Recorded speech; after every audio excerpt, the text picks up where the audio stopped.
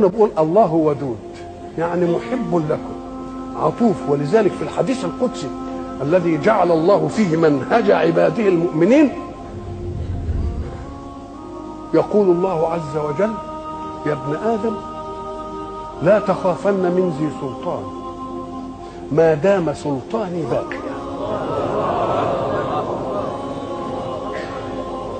وسلطاني لا ينفد أبدا.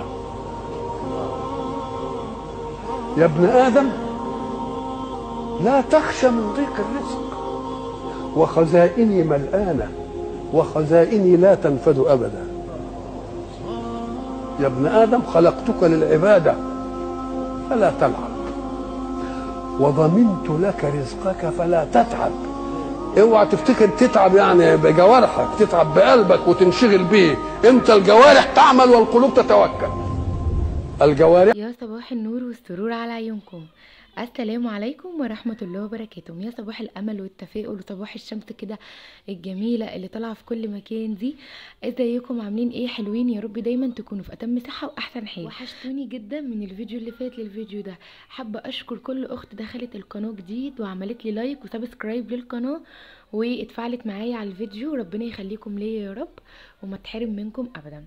النهارده كده فيديو جديد، روتين جديد معاكم. بس لسه لو ما اشتركتوش في القناه بتاعتي اتمنى تشتركوا في القناه وتحطوا اللايك على الفيديوهات، وتفعلوا زر الجرس عشان يوصل لكم مني كل جديد انا بنزله، وتكتبوا لي كومنتات حلوه زيكم كده عشان تشجعوني اكتر. روتين خفيف وظريف كده على قلبكم النهارده، يا رب يعجبكم. النهارده بقى انا جايه اشارككم يوم مستاهل عليا خالص كأم. الصوره صحى من النوم تعبان سخن شويه، وكان شكله مش مرتاح من امبارح بالليل، كان نايم اصلا تعبان. قام اعزكم الله يعني ارجع وكده. وانا طبعا كأم، اي ام لما هتبصي في وش ابنك هتحسي طبعا ان هو تعبان على طول. انا بقى الدنيا كلها، كان بابا في الشغل من بالليل، انا الدنيا كلها كانت واقفه، يعني كانت واقفه قدامي، انا مش عارفه اعمل ايه ولا اتصرف ازاي. فكان عندي علاج وكده في التلاجة، طلعته اديت له بروفين عشان السخونيه. وطبعا حسيت ان هو بطنه وجعاه وكده، فكنت عايزه اديله مطهر معوي اللي هو الانتينال وكده، بصراحه ما كانش عندي. فقلت ايه برضه عشان ما ادوهوش حاجه غلط او اديله دواء غلط وكده، فاستنى للصبح اقعد معاه، او استنى للصبح اوديه للدكتور احسن، وايه واضمن من اديله يعني علاج ما يكونش يعني مناسب للحاله اللي هو فيها. المهم لما صحيت الصبح بقى خدته ورحت بيه للدكتور، اداني ستال للسخونيه، واداني وقال لي وقفي البروفين خدي الستال احسن، واداني فعلا انتينال، واداني اللي هي اللزقه اللي هي بتتحط على اللسان اللي هي بتاعه الترجيع، يعني عزكم الله عشان خاطر هو رجع بالليل. فانا الدكتور بقى قال لي توقفي فراخ ولحمه وشرب واي حاجه من دي، هيقعد لمده 3 ايام او اكتر لغايه ما تحسي ان هو حالته اتحسنت. ياكل مسلوق بس. ايه هو المسلوق يا دكتور؟ خضار، كوسه، بطاطس، جزر كده. فانا طبعا عندي آسر مش بيحب الكوسه ومش بيحب الجزر، ممكن ياكل الجزر كده لكن مش مسلوق، والكوسه برضو ممكن ياكلها كده بس مش مسلوقه. فقال لي طيب اديله ال3 ايام دول بطاطس مسلوقه بس من غير ولا سمنه ولا زيت ولا اي حاجه، هي دوبك عليها رشه ملح صغيره ورشه كمون صغيره، واديها له بالمعلقه. الله المستعان، ربنا يشفيه يا رب وايه ويقوم بالسلامه كده. رغم كل بقى دوت طبعا لازم ان انا اكمل يومي واشوف برضو ورايا ايه في البيت. انا كنت قبلها بيوم كنت عامله معاكم البيت ومخلصه بقى بيتي، ما كانش فيه اي حاجه، لكن صراحه يعني الركنه كانت عايزه تتعمل وكده، يعني كانت كنسه صغننه كده، وكانت برضو عايزه تترتب. عملتها بس ما صورتش معاكم لان انا كنت عاملاها معاكم يعني قبلها بيوم، فقلت عشان الروتين كمان ما يطولش عليكم. طبعا كان في غسيل على الحبل لميته و... وطبقته بطبقه معاكم. وانا تحت بقى كنت جايبه خضار قبلها، كان عندي خضار وكده، بس كان ناقصني فلفل اللي هو الكوبي، ولقيت فلفل الوان الكيلو عامل 15 جنيه، جبت كيلو وانا طالعه، وقلت بقى اقطعه معاكم كده واحطه في علب لان بينفعني في الاكل جدا، واحنا بنحبوه كمان في الاكل.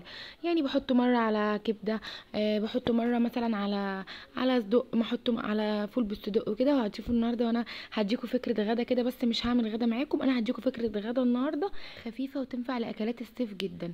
انا الصراحه رجعت ومكنتش قادره ان انا اقف اطلع حاجه من الفريزر تفك واعمل اكل وكده، لان طبعا عارفين الجو حر والنزول في الحر دوت يعني صعب.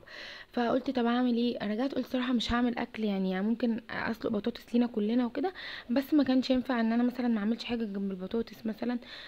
فجيت قلت ايه طب اعمل ايه، وقعدت افكر بقى زي يعني بصوا كل ام كل يوم في نفس الحوار ونفس المشكله بتاعت الاكل، طب هنعمل اكل ايه وكده.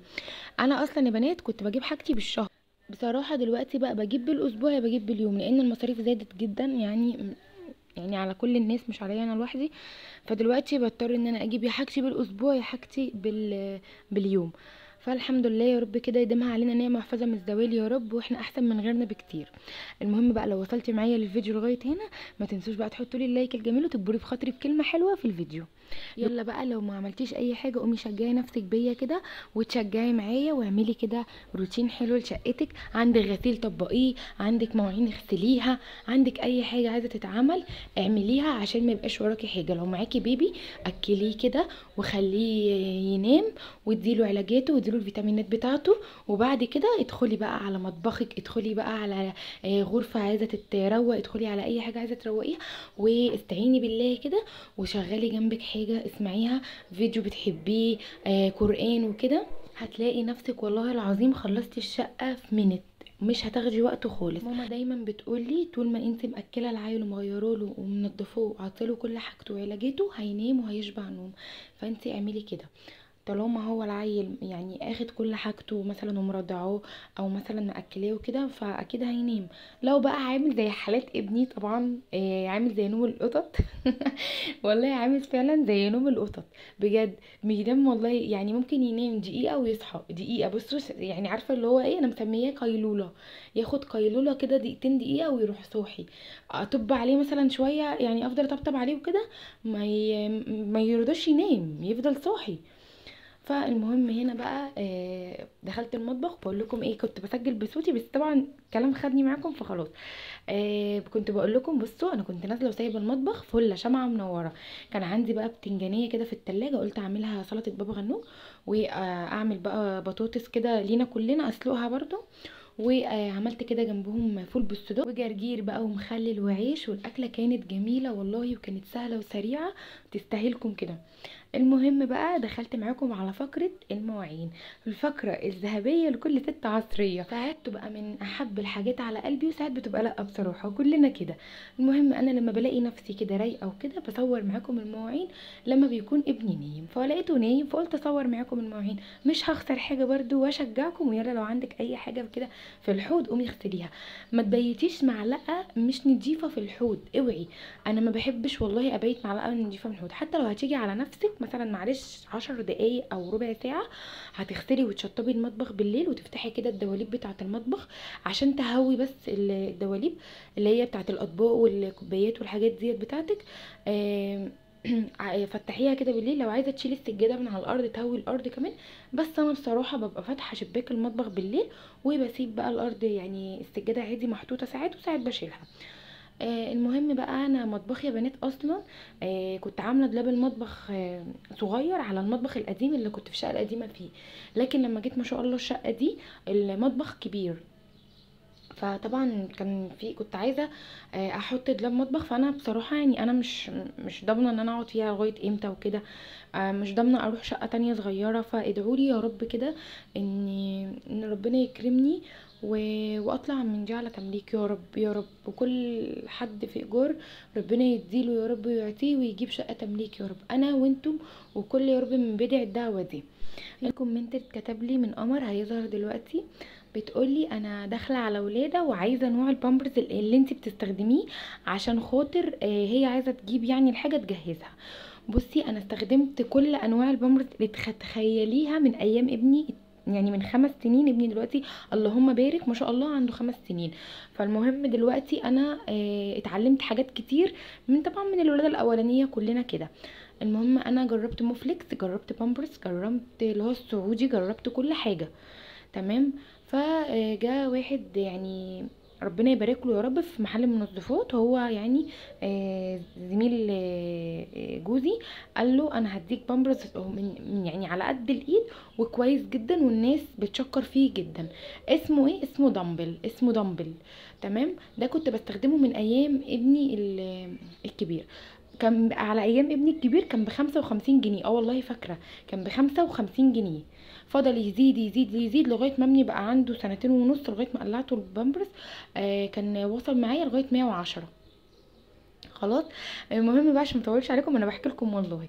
المهم جيت اجيبه بقى لابني التاني، لقيت سعره زاد لغايه 170 جنيه، 170 جنيه. فالمهم قلت له دمبل، قال لي لا ده في شركه نزلت بامبرز جديد بنفس سعر دمبل بس اسمه جرماني دوت بكام، عامل برضو 170 او 165 في 40 واحده.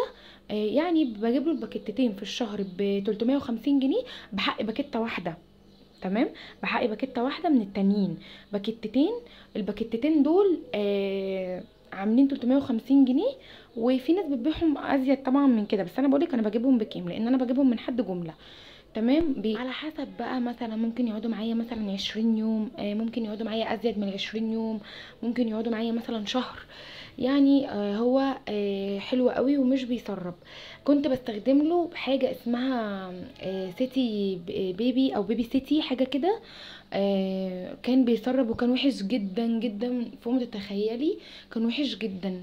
فلما غيرت له جبت له جيرماني ده، حلو قوي بجد ما شاء الله جميل. وبرضه عايزه اعرفك حاجه، كل عيل حسب نوع بشرته. يعني انا ممكن ابني جاي على البامبرز ده، ممكن ابنك او بنتك ربنا يا رب يقومك بالسلامه وتجيبيها سليم او سليم معافي من كل داء ومن كل زياده او نقصان.